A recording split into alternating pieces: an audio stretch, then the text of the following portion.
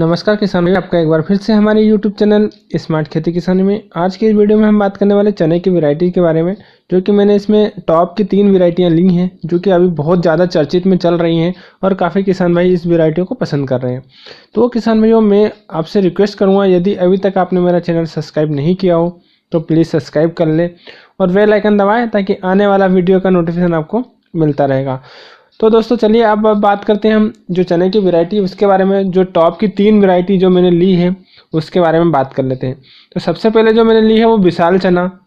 ये काफ़ी ज़्यादा अभी हमारे किसान भाइयों के बीच में चर्चित में है, काफ़ी ज़्यादा लोग इसे पसंद कर रहे हैं। अब बात करते हैं इस वैरायटी की खास बात क्या है। तो ये बहुत अच्छी वैरायटी है। अब इसको बात करें कि पैदावार कितनी देती है, तो किसान भाइयों पिछले बार की जो बात करूं वो लगभग हमारे यहाँ पर 15 से 16 कुंटल प्रति एकड़ निकला है विशाल चना। प्रति एकड़ ध्यान रहे किसान भाइयों, क्योंकि मुझे कमेंट में पूछा जाता है कि एकड़ या बीघा, क्योंकि मैं एकड़ बोल रहा हूँ तो एकड़ की बात कर रहा हूँ। मैं पूरे वीडियो में एकड़ के बारे में ही बताऊँगा कि कितने कुंटल एकड़ निकली है। तो यहाँ पर 15 से 16 कुंटल एकड़ की बात कर रहा हूँ मैं। वहीं अब इसकी दिन की अवधि की बात करें तो ये भी 110 दिन से लेकर 120 दिन में पककर तैयार हो जाती है। और ये वैरायटी का जो दाना होता है वो भी काफ़ी बड़ा आकार का होता है और चिकना दाना होता है। और इसका जो पौधा होता है वो भी अच्छी बढ़वा करता है, फैलाव वाला पौधा होता है और जो उगता रोग के मध्य प्रतिरोधी होता है और वातावरण को भी प्रति सहन करने की क्षमता रखता है। और अगर मौसम आपके यहाँ बार बार बदल रहा है, चेंज हो रहा है, तो उससे ज़्यादा असर पड़ता है। और किसान भाइयों, मैंने लास्ट वाले वीडियो में भी बताया था कि जो मौसम होता है वो हमारे चनों पर ज़्यादा प्रभाव पड़ता है, क्योंकि ये चने की किस्म ऐसी है जो वातावरण से इफेक्ट पड़ता है। और इल्लियों के प्रति भी काफ़ी सहनशील है और सबसे अधिक पैदावार देने वाला ये चना है। तो ये तो बात हो गई विशाल चने की। अब बात आती है कि जो और 2 वैरायटी ली है उसके बारे में बात करूं, तो मैंने 2 वैरायटी में ली है RBG 201 और RBG 202। इसके बारे में पूरी बात करेंगे। तो काफ़ी किसान भाई ने मुझे बताया है कि जो RBG और RBG 201 और RBG 202 में क्या फ़र्क है। तो सबसे पहले मैं बात करता हूँ RBG 201। ये MP के लिए है, सिर्फ MP में बोई जाती है।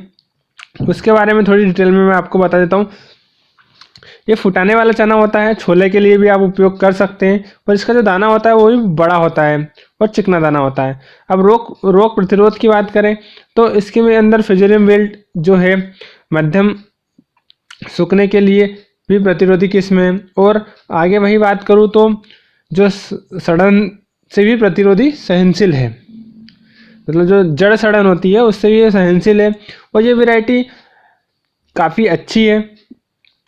ये भी 2 पानी में पककर तैयार हो जाती है। जहाँ पर जिन किसान भाई के पास पानी की पर्याप्त व्यवस्था है 2 पानी की, वो ये वैरायटी भी लगा सकते हैं। वहीं अगर इसके दिन की अवधि की बात करूं तो ये 105 से 110 दिन में पककर तैयार हो जाती है। और किसान भाइयों, खास बात यह है कि इसकी उपज सबसे ज़्यादा रहती है कि अभी उपज कितनी देगा। तो उपज की बात करूँ तो ये 12 से 16 कुंटल प्रति एकड़ उपज देता है, बताया गया है या निकलता है। ऐसा निकाला भी गया है और ऐसा बोला भी गया है, जो कि हमारे किसान भाइयों के लिए काफ़ी अच्छा है। तो ये हो गई है RBG 201 की। अब मैं बात करूँ RBG 202 की। तो किसान भाइयों, ये उन क्षेत्रों के लिए बोया जाता है जहाँ पर मैं बता देता हूँ MP, Chhattisgarh, Maharashtra, Gujarat, UP and Rajasthan. इन क्षेत्रों के लिए सबसे अच्छा है या उपयोगी है, वहाँ पर आप बो सकते हैं। वहीं अगर मैं बात करूं इसकी थोड़ी डिटेल में तो ये फुटाने वाला चना ये भी है, सेम है। जो 201 है वो सेम वैरायटी है, मतलब सीरीज वाइज निकाली गई थी। लेकिन उसमें यह है कि उस कुछ क्षेत्रों में बोया जाता है। 201 जो है वो MP में बोया जाता है और 202 जो वो अलग अलग क्षेत्रों में महाराष्ट्र, गुजरात, MP, राजस्थान में बो सकते हैं। तो ये भी छोले वाला चना है, इसे आप छोले में भी उपयोग कर सकते हैं। उमला, उकटा, झुलसा रोग के प्रतिरोधी किस्म है ये भी। इसका भी दाना गोल और चिकना दाना होता है, बड़ा दाना होता है। इसे भी 2 पानी देने की आवश्यकता होती है। और वहीं दिन की बात करें पकने की अवधि, तो ये 100 दिन से 105 दिन में पककर तैयार हो जाता है। और किसान भाइयों, इसकी उपज की बात करें तो ये भी लगभग 12 से 16 कुंटल प्रति एकड़ निकलता है।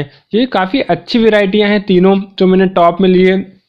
उसी के आगे RBG 3 भी है 203 और RBG 204 ये वैरायटियाँ भी है उसके बारे में, वो भी अलग अलग स्टेट में अलग अलग बोई जाती हैं।